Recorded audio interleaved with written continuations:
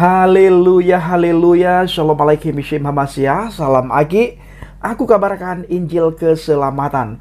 Bapak Ibu yang dikasihi Tuhan, ketemu lagi dengan saya Evangelis Abraham Effendi Usman. Bagaimana kabar Bapak Ibu semua? Tentunya luar biasa. Nah saudaraku, para pencinta channel Injil Habaget, di media sosial beredar informasi dan sangat viral mengenai seorang mukallaf yang kentuti Alkitab saudara. Entah disengaja atau tidak disengaja, yang jelas dia bukan saja kentuti firman Tuhan, tetapi juga dia menantang Tuhan Yesus. Dia meminta supaya dalam waktu sebulan apakah dia kena azab atau tidak. Saudaraku, kalau kita melihat Alkitab, apa yang dilakukan oleh mukallaf itu sama persis dengan apa yang dilakukan oleh kuasa kegelapan di dalam firman Tuhan tertulis. Di mana di saat iblis mencobai Yesus HaMasiah, sang firman yang hidup, dia berkata, kalau engkau mau sujud kepadaku, seluruh isi dunia ini kuberikan kepadamu. Ini kata kuasa kegelapan Bapak Ibu. Nah, hampir sama dengan perkataan si mukallaf. Aku ingin melihat apakah dalam sebulan ini aku kena daripada azab Yesus atau tidak. Ini Bapak Ibu, ciri-ciri orang yang tidak punya adab sedikit pun. Budi pekerti, akhlak itu tidak ada. Karakter yang bisa ditonjolkan sebagaimana dia sering berkata bahwa kita ini mendapatkan hidayah.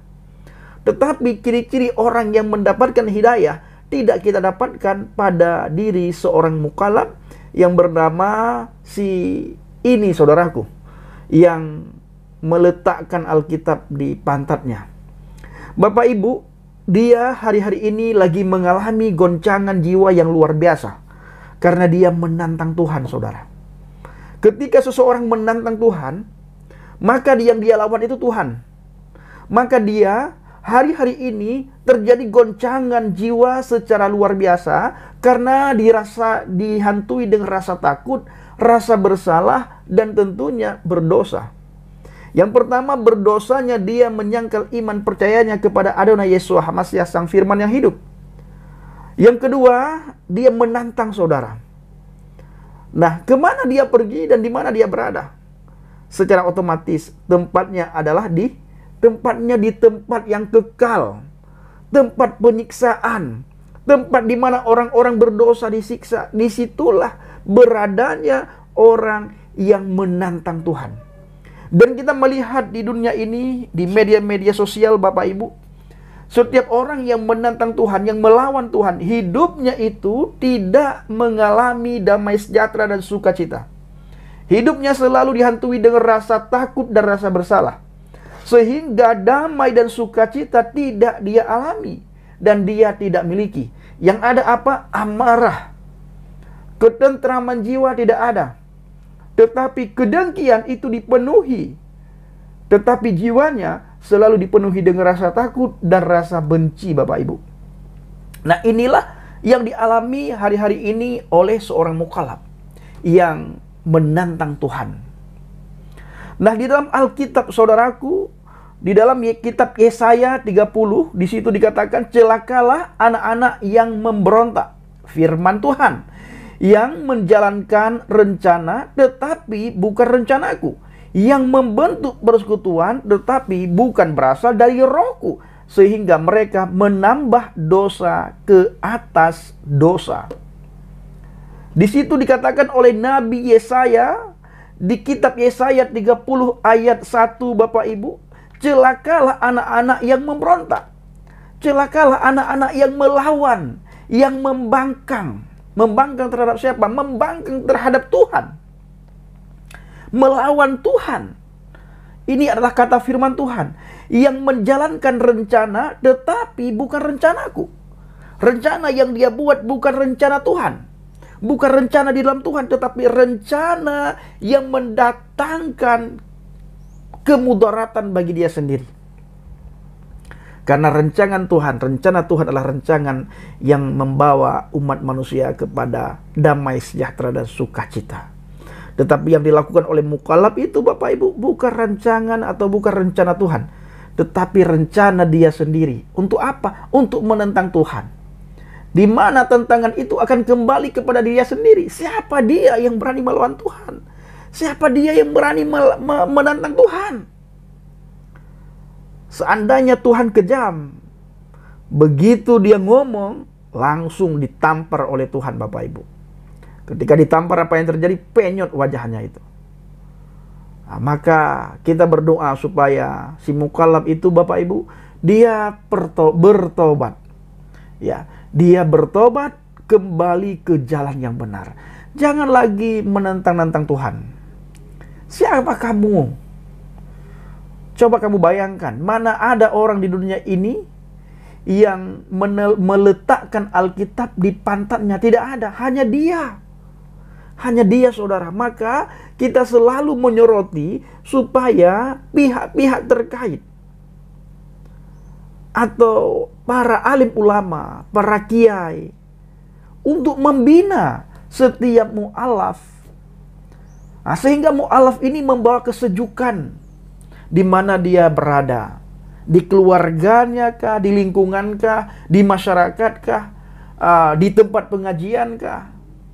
Bukan membawa kemudaratan terhadap umat lain. Nah, ini kehadiran dia di tengah-tengah masyarakat itu menjadi batu sandungan bagi agama dia pribadi.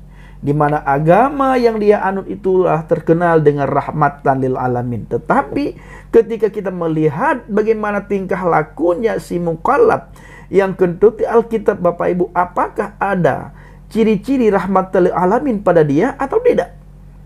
Nah, ini lagi-lagi oknum, saudara.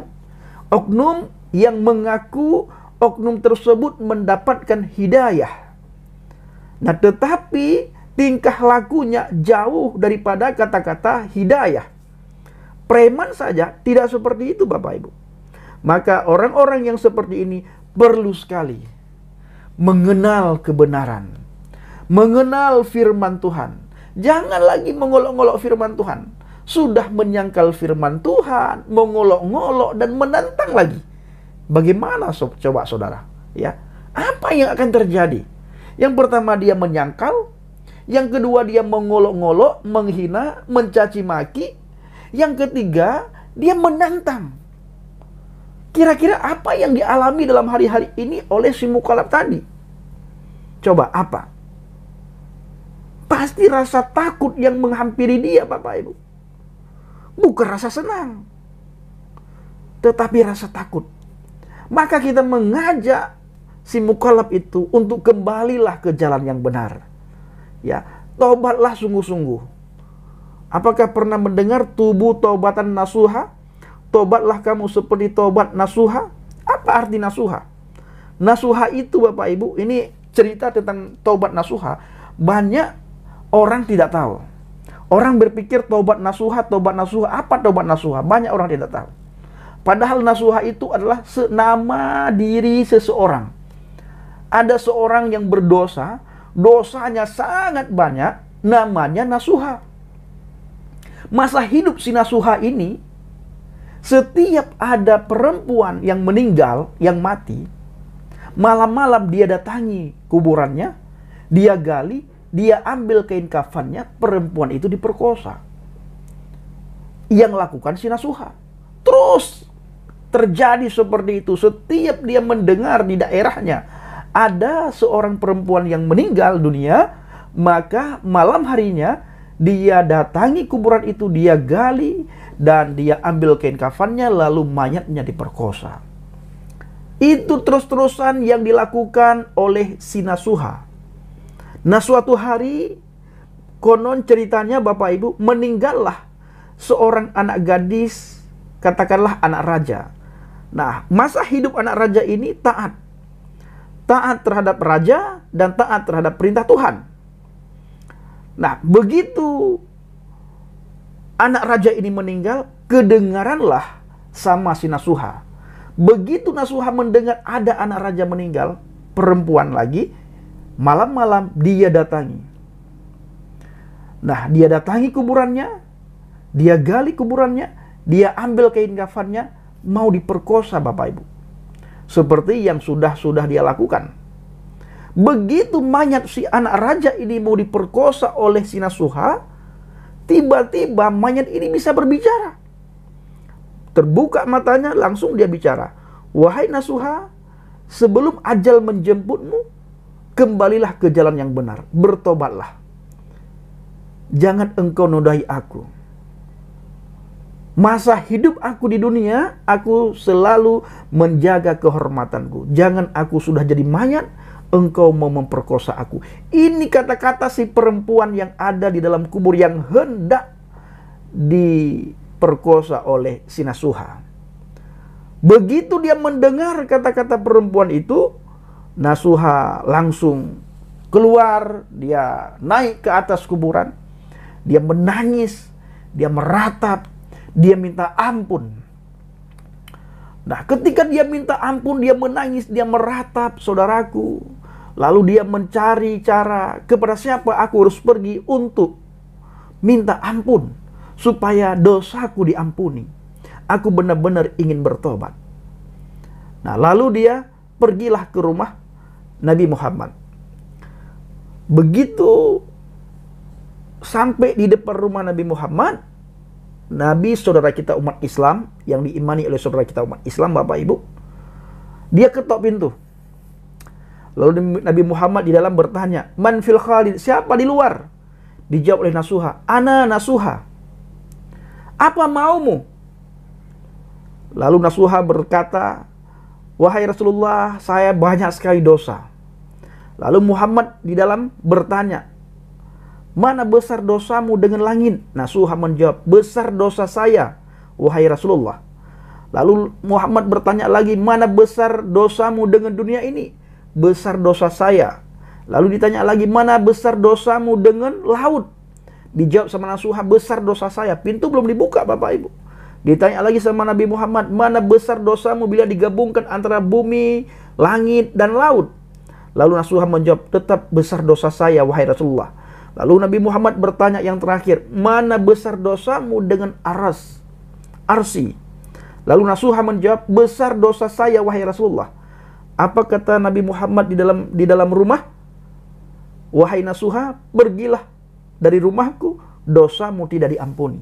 Bapak Ibu, ketika dia mendengar dosamu tidak diampuni oleh si Nasuha, terjadi hal yang sangat khawatir dalam hati dan pikirannya. Dia menangis, dia pergi dari rumahnya Nabi Muhammad. Nah, begitu dia pergi, lalu ini cerita saudaraku dalam sebuah hadis ya. Allah berkata kepada malaikat Jibril, Tuhannya saudara kita umat Islam, "Wahai Jibril, datang, turun, temui kekasihku Muhammad. Sampaikan salamku kepada dia dan tanyakan kepada dia siapa yang menerima tobat manusia." Tidak lama kemudian Bapak Ibu, malaikat Jibril turun, lalu disamperinlah Nabi Muhammad. Terus malaikat Jibril berkata, "Wahai Muhammad, engkau dapat salam dari Allah."